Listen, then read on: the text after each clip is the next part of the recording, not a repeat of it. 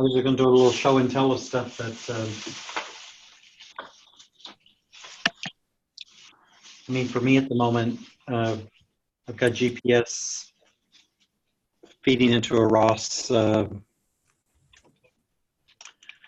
topic, which is cool. And so I need to get the GPS mounted on the tractor, and that was causing me to pause and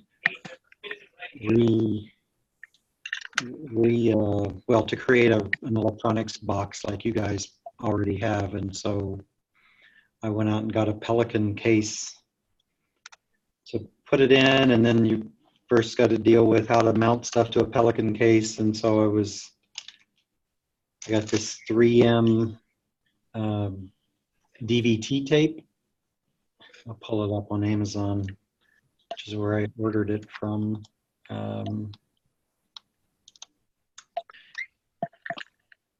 And so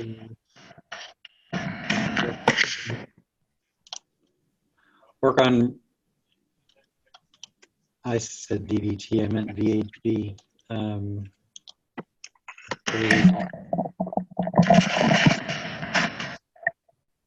Oh.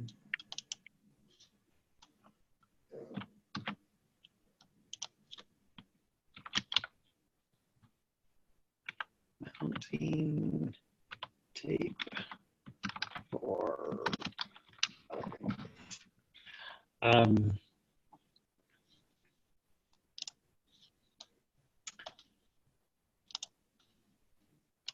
turn on share. So hopefully this stuff will,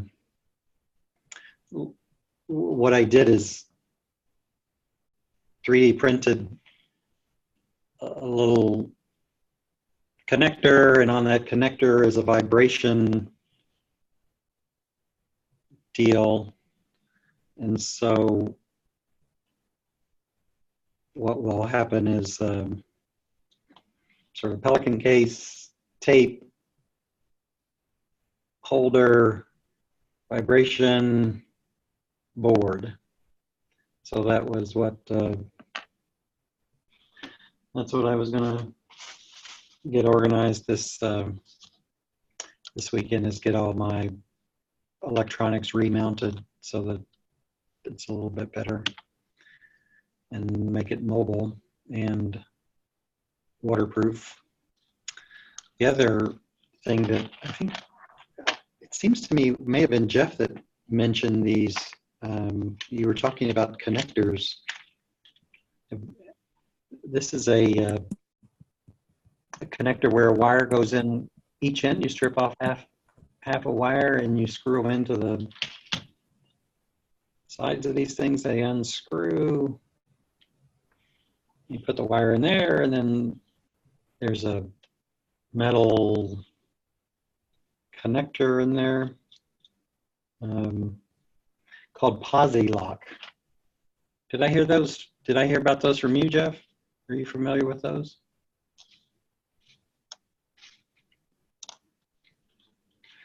I thought I did, but anyway, that's what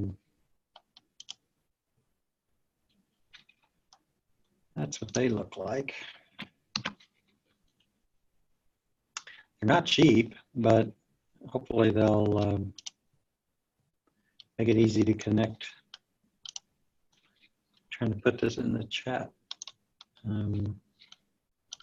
Not having much luck. So the idea with those is you can unscrew them if you need to take them apart? Yeah. They're meant to be quick connects.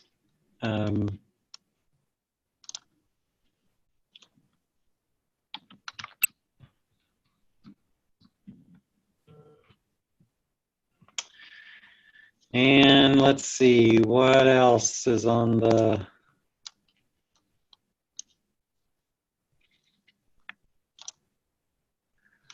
list? So I also got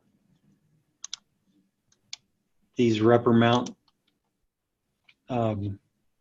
shock absorbers, and so I was going to mount those to the frame and then somehow do a mounting from the Pelican case to these again, just to try to take some of the, I don't actually think all the electronics is that sensitive to the vibration, other than say the IMU whenever I get around to putting an IMU in, but I thought it would just be good to have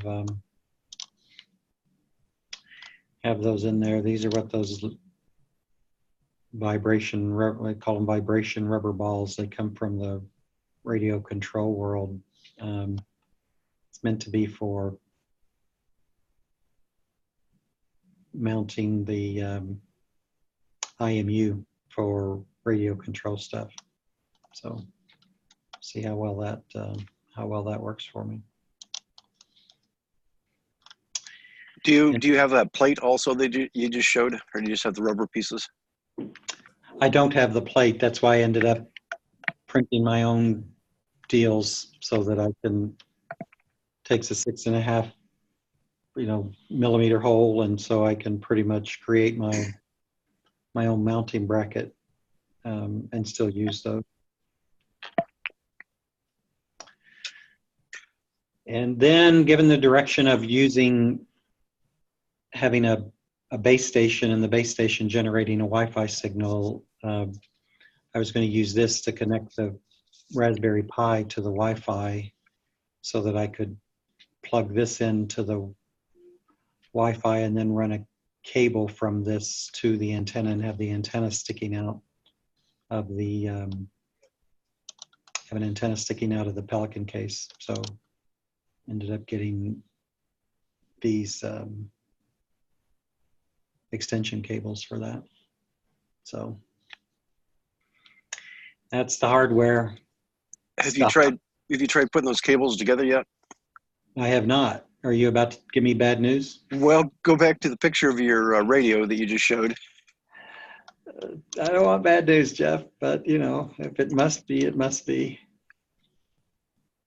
And did they show you a better picture of the end of that SMA connector that's there? Is that the only picture they show you? It's the only picture they show. That almost looks like it's the reverse SMA. So it's got a pin sticking out of the brass part there. And I think your cables are probably the other way around, but maybe not. When you buy these, you can either get them normal SMA or reverse SMA.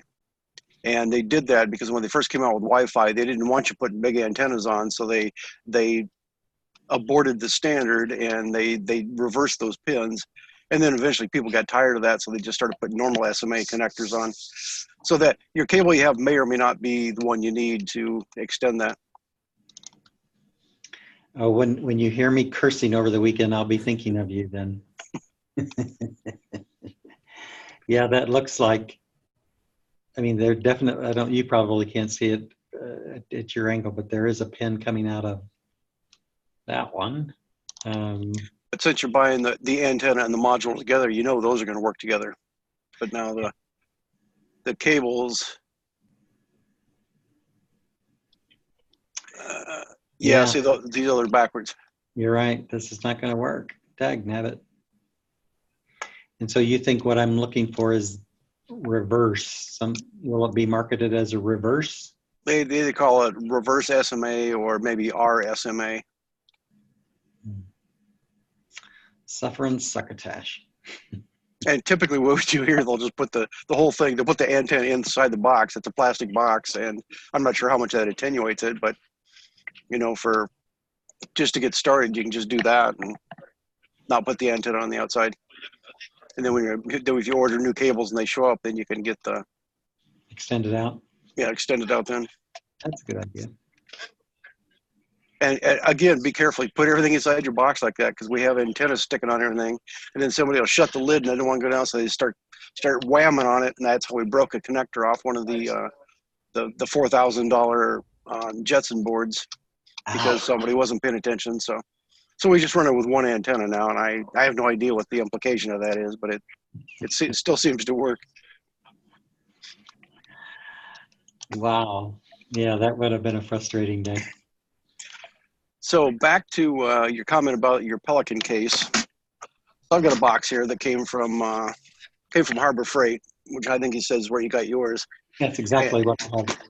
And then inside the box what I do and what I copied what they do out in the industry, what you do is you cut, so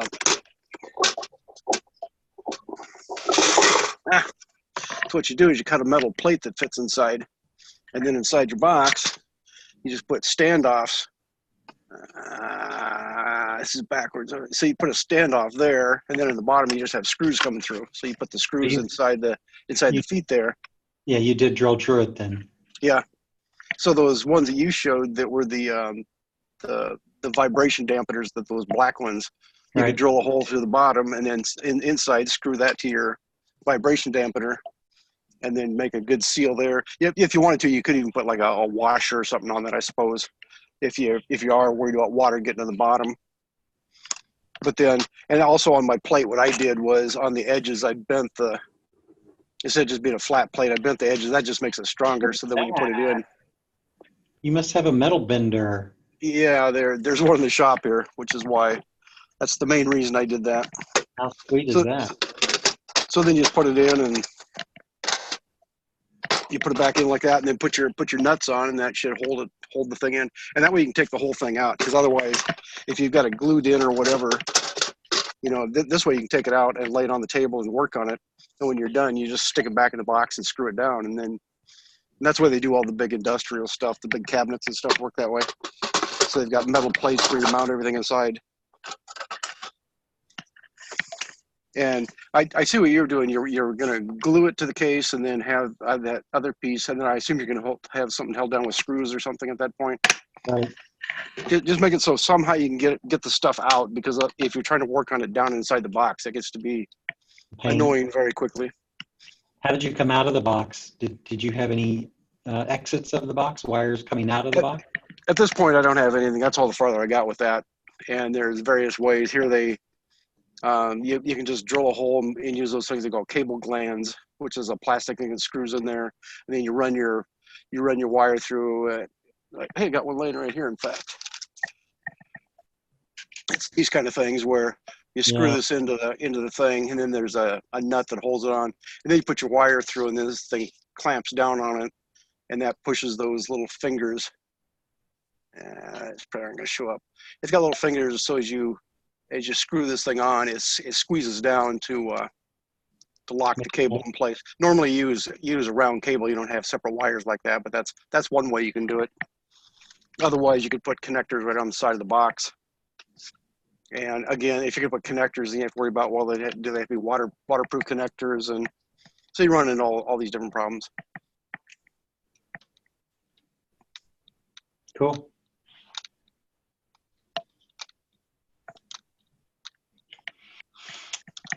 Matt, how's Roscon? It's excellent. There's a lot of information. It's going to take a while to get through that, rewatch the videos, but Ross True's making some progress. Fleet management, kind of working on that aspect, but it's kind of there's a new Ross Health consortium, and so they're also working on like an open source fleet management system for Ross. So it's not out yet, but could be here within 6 months or so. Does it end tomorrow? Or did it end today? Yeah. And then there's a Move It workshop tomorrow, but conference finished today. Move It. I know Move It as a software that helps you transfer files from one point to another. Yeah. What is it? And Ross Move It is for controlling the robotic arm. Yeah. There's a new package in Ross. So they totally changed the navigation stack in Ross. And I talked with Matt Hansen. He's kind of heading up that initiative and trying to convince him to use one of our use cases for that navigation 2 stack. And so it would be something like we have a tractor in the barn and we do dynamic planning out to the field. So maybe we have a road width, but where if there's something on a vehicle on the road, the tractor can go around sort of that dynamic planning. But once it gets into the field for row crops or orchards or vineyards, then it will follow a path. And then partway through the path, if you need to refill spray or add more material, you can pause that mission or that path, interact with the vehicle, and then restart that same path. What do you think about that use case for a navigation stack to be able to handle? I think it would be a fantastic use case. I mean, I think you've got, you know, whether you're a big farmer or a small farmer, you're always moving from one field to another, and you're typically, you got to do that going either on your own property or over a road. I think that's a great use case. Okay. I don't know if they'll do it, but we can ask them. Sort of that combination of dynamic path planning and then path following, and then pausing or stopping and starting. Yeah, the other thing to put on there, and I mean, you've got changing implements, and you've got sometimes if you're dealing with a smaller tractor, you've got it putting it on a trailer and getting it off a trailer. But that you're not, again, depending on the size of the vehicle, so you have to worry about that. Once you get so big, the thing never gets on a trailer anymore. It just, you deliver it and it just lives on your property. Very cool. What do you think will be his decision criteria on whether to get in, whether to use that use case or not? Oh, just kind of like demonstrating if it can demonstrate what their goals were for the NAVStack, and it's I don't understand it yet. I just listened to the talk. I need to go through it again and try to see it, but it's behavior tree driven instead of action.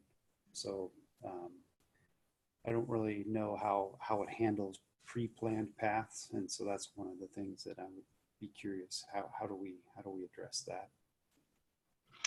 And when you say changing the navigation stack, does that mean Tab Planner is, you know, is this something that would be a replacement for Tab Planner, or? So they'll still have a global planner and a local planner. So they'll still use Tab. Tab isn't in Nav2 yet, but they are working on moving that one over. That's a real popular local planner. It's more of like sort of the architecture of Move Base. So you'll still have your controllers that you plug in that you can use. And does that mean switching to ROS 2? No, but okay, so ROS 1 is the last release of ROS 1 is mid 2020, and end of life is 2025. So in 6 years, we need to be able to switch over to ROS 2. But if we can gain some advantage, so in midterm, so like let's just say that the new Nav2 will handle dynamic planning and pre-planned paths, then it may make sense to do kind of like a combination, use a ROS 1 to ROS 2 bridge, and then run just a specific component. Always something to change. We were talking to another vendor yesterday about employee training products. Skillsoft was the name of the company. They're very well known, and the guy had an interesting quip, and he said, "Things are never going to be slower than they are now." And I'm it's like, kind of freaky. That is very freaky. So effectively, you know, he's saying, and it's true, if you think things are happening fast now, this is as slow as it's ever going to be. I'm like, oh my gosh. Anyway, I thought that was an interesting comment. Yeah, very true. Jeff, what's going on in your world? Well, a couple days ago, that GPS showed up that I was talking about a while back, and it looks like this, where it's actually got two antennas in there. Oh, that's awesome. So it does the moving baseline, and it's got like an IMU in there, so it merges everything together for you. And of course, we had to buy the CAN-based one, so it puts out NEMA 2000 on CAN. You can also buy it with a serial port, and it might be one or two serial ports and some other stuff coming out of it. But this is one we have, so it's just like 4 wires hook up that you got power, and then 2 wires for CAN. So I took it out yesterday and finally got around to put it on my car. Let's see, screen 2. Retail price? Well, I think single unit quantity is like $1,200. And I think when I saw a quote for 5 of them, we got it cheaper than that. I think we quoted 5, but we bought 3, and I think we still got the cheaper deal or something. So if you're seeing my screen here, this is, I put it on my car and drove around the building 2 times. And then up here is the graph where the gray is my speed, and the over here on the right is the label for that. That's probably in kilometers per hour. I'd have to go back to see what that is. But you can see on here, as I'm moving, you can see the gray lines are up here. And every time I come to a stop, the speed drops to 0 down here. And when I first started, the speed was at 0. So whenever you're at 0 speed, the course over ground, which is the normal computed output that any GPS gives you, you can see it's banging around, because what they do, they just take the current location and the last location and subtract the 2 and say, here's the direction we're going. So any little jitter you get, the angles bouncing all over the place. But the blue line down here is the actual heading coming out of the thing. So it says, okay, I've created a heading, and that's a combination of the moving baseline with the 2 antennas and the IMU mixed together. So that's where you get this blue line here. And as soon as I start moving right here, you can see the speed starts to come up, and you can see the orange line all of a sudden drops down and locks onto the blue line. So the orange and the blue are locked together. And I'm turning in this direction, and then when it gets to 0, it rolls over and jumps up to 360. And then both of them come down like this. So as I'm driving, it comes along here, and then I turned at one corner and drove straight and turned. So you can see as I went around, it says I did it twice. You can see that pattern is duplicated twice here. And the first time I went around, I came back to my starting point and came to a complete stop. And you can see the orange starts bouncing back and forth again, but the heading down here holds steady at close to 0 degrees. But when I came to a stop, I watched it and tried to line it up with 0 degrees. So see that lines up and holds that. And as soon as I start moving again, then you can see it might have taken a little bit for the 2 to lock together here. I'd have to expand that out and look at it, but it looks like it took. They weren't exactly the same, so I don't know whether the blue one was right or the orange one was right at that point. So again, I came all the way around. Then when you come to a final stop here, see the gray line down here says I'm at 0 speed, and this is just the angle I happen to stop at, which I think is around 3 degrees or something. So the angles are on the left here in degrees. And then when I was sitting there for quite a while, sitting there looking at it, you can see the course over ground is bouncing around. So in general, it looks like it's working. And this particular one is single frequency only, so it's just L1 only. But the previous one we had that was like this was it was single frequency, but it's also only GPS, so it only picked up the GPS satellites. This one says multi-constellation, and it seems to be tracking GPS and GLONASS satellites. And for some reason, the Galileo ones don't show up at all. And it could be, I didn't do any configuration. I just plugged it in, took it out, and drove around, and it worked and did this. I guess I have one other thing I was going to show here. So this is when I went out in the neighborhood and drove around. This is probably about a mile of driving right here up. I went to the street out that runs north-south and drove up, made a U-turn and came back. And here I turned off the course over ground. So you can see the, let's see, apparently, I'm going to say the orange one is the speed here. So it's sort of, see, I was driving down the road right here. I was at a speed of 0. After I made my U-turn, I had set the stoplight here for quite a while. And you can see the heading stays constant while I'm doing that. And then I got up to speed and drove at a fairly constant speed down the road at around, we'll say that's 18 kilometers per hour. And then I came to a stop at a stop sign here. And you can see like right here, this blue one is bouncing up and down, but that's just simply because it got to zero. It went a little bit negative, which actually rolled over to 360. So that's really nothing to worry about. That's the same thing here. I was driving straight north enough that these are banging back and forth, but they're really not, they're really not doing that. Just going between, say between +1 degree and -1 degree is why it's bouncing up and down like that. So in general, it seems to be working and doing what it needs to. And I'm not sure about, how accurate it's going to be. So what I want to do is take my little robot that I built and put the U-blocks receivers. So I got one in the back and one in the front. So the back one will give me RTK. So I should get a valid latitude and longitude, and the one in the front should be moving baseline.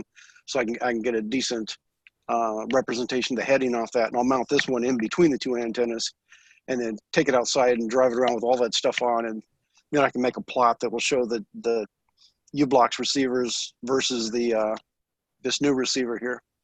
And if I can get all that to work, then that'll be the first time I've actually tried to do that. I keep thinking that's, I can't think of any other way to really validate this stuff other than, put it on something and drive around and see.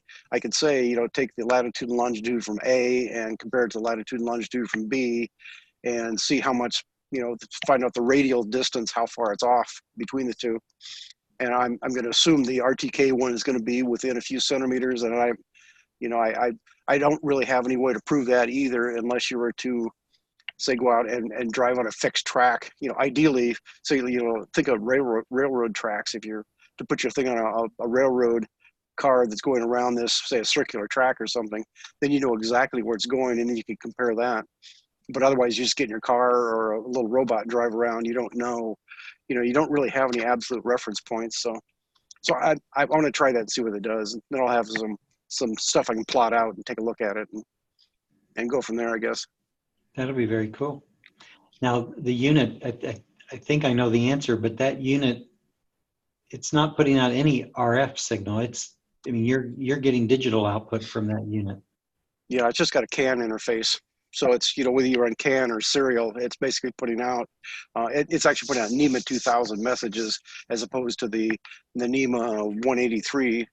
Like, the NEMA 183 is ASCII messages like they always used forever. And then they went to NEMA 2000.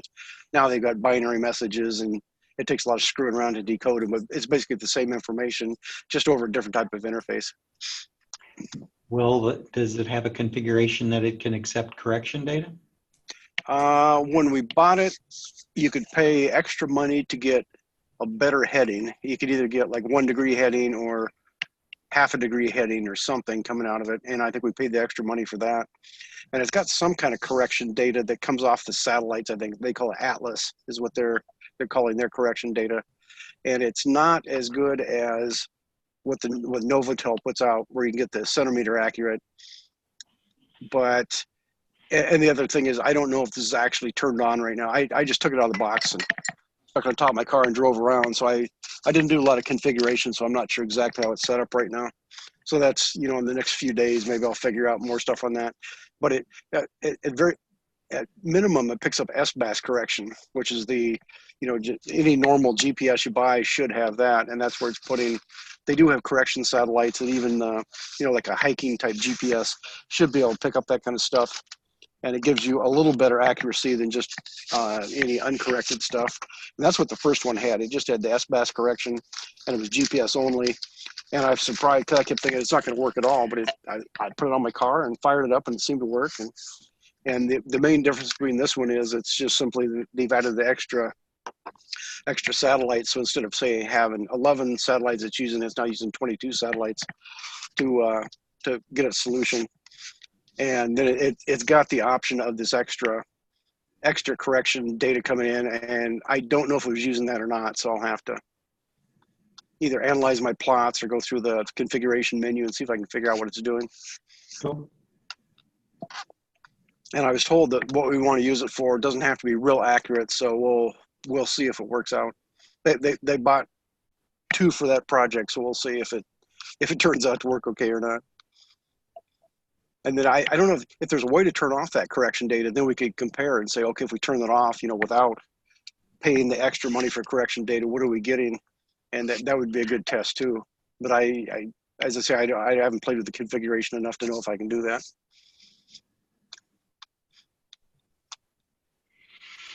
Cool. Yeah, I also, the other thing that let's see if I can find it real quick. I sent a note to the OEM support email for ComNav, and they sent me back.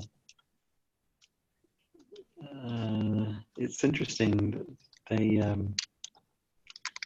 it's like they don't publish this stuff, but if you ask them, they'll give it to you. And I was like, hey, there's an Ethernet port on this board. How do I turn it on? Oh, okay. You want those instructions? We'll send you those instructions. I was just trying to find them here to show you some of the commands that it has. Is it basically the same stuff over the Ethernet that you get over any other port, or is it totally different? Well, two categories. They will let you configure it over Ethernet as well. Plus, it appears that I can get log statements out of Ethernet, which is really what I'm going for. I'm trying to get my hands on it. I can't seem to find it. Because I was, wanting to get rid of not get rid of, but switch to, IP-based NEMA statements instead of, or correction data, instead of using those 3DR radios, since I was already set on having Wi-Fi in the field. But yeah, so here's a command to give it an IP address and a gateway, and it's turned off by default. And so it looks like you can set the MAC address. And as a username and password, but the documentation doesn't say what's the username and password. So if it's not blank, that'll be another email to OEM support to say, hey, thanks for the documentation. What's the username and password on this thing? And Ntrip, do you know all about Ntrip? Yes, I do. Yeah, so it's got some Ntrip capabilities. I'm not. That's where that's like the DOT correction data where you have to have an account, and I think we decided you're not close enough to make that work. But that's. I was thinking they would actually let you. Oh, you think this is to get Ntrip data in, not to publish it yourself? Right. This is the thing. If you have a server somewhere that's putting out correction data, which you could create your own server, which may be what you're going to have to end up doing before you're done here, where you'd set up a base station and then create your own Ntrip server, and then this Ntrip client would connect to that. There's probably easier ways to just push the data across, though.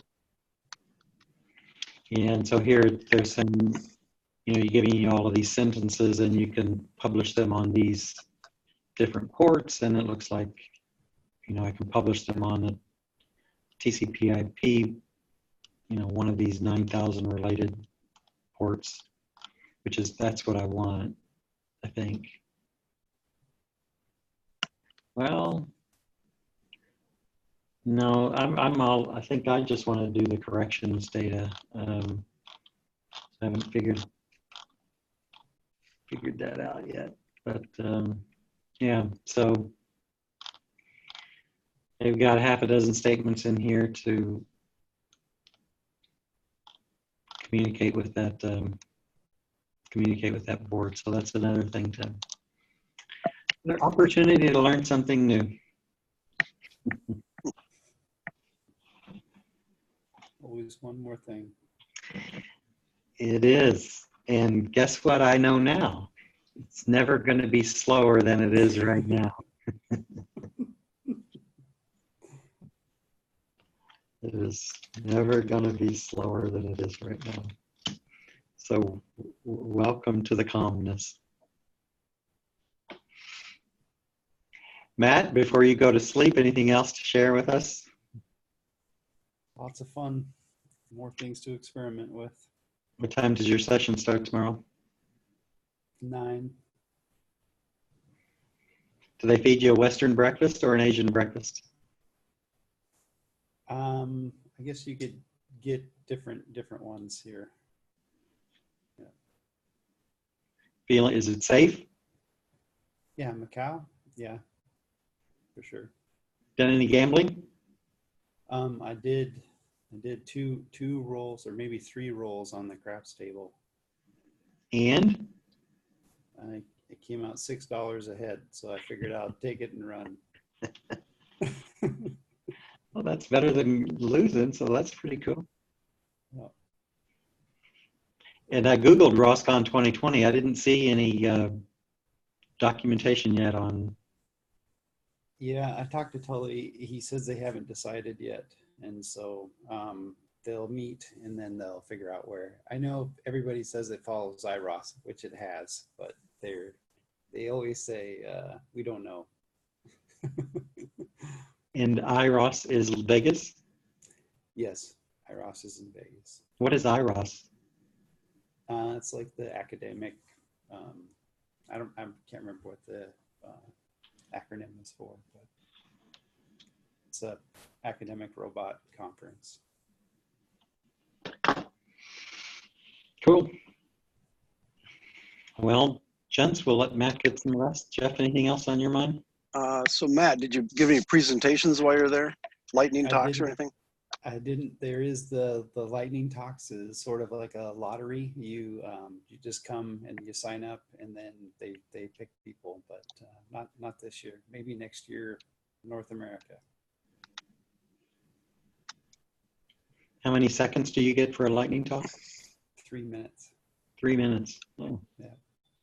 120, and they clap you off the stage. There's some really good talks. There's some pretty. There's a lot of people working on some cool projects here. So, and What was the coolest one you remember? I don't know. They kind of all blend together after a while. But I'm kind of curious of micro ROS. There's some more work done there. And then one that I thought was pretty interesting was this open embed and web OS as a way to deploy onto the Raspberry Pi. So you can cross-compile and then load onto the Raspberry Pi and then do over-the-air updates, and it handles all of that type of stuff. I did talk with Ubiquity Robotics and told him thank you for his image and what the work that they've done there. And they do have a Raspberry Pi 4 release, but on the Raspberry Pi 4, they changed the Wi-Fi chip, and so there's a little bit more work to do around that, but they are planning on having a release there. Still ROS 1. Yes. And big names like Microsoft and Amazon and IBM, anybody like that there? Oh yeah, Microsoft, Intel, Cruise, Ubuntu. Yeah.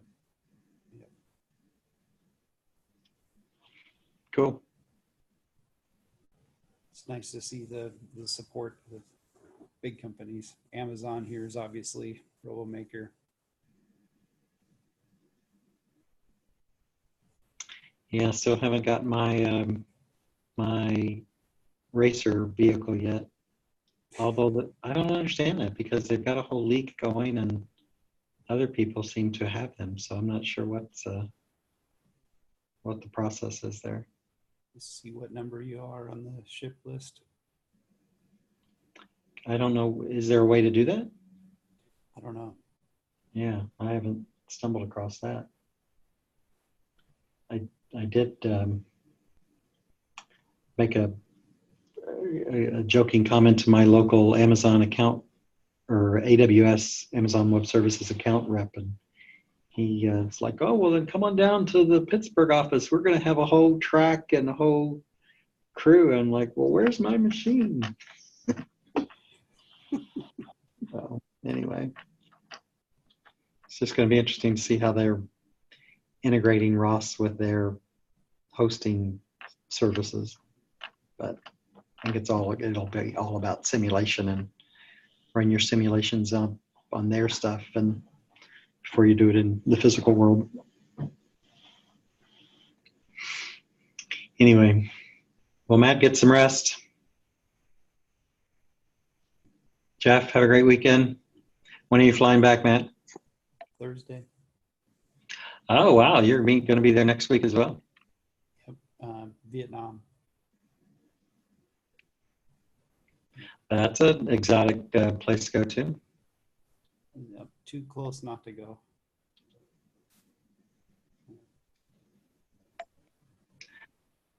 Okay, guys, we'll see you on Slack. All right. Okay.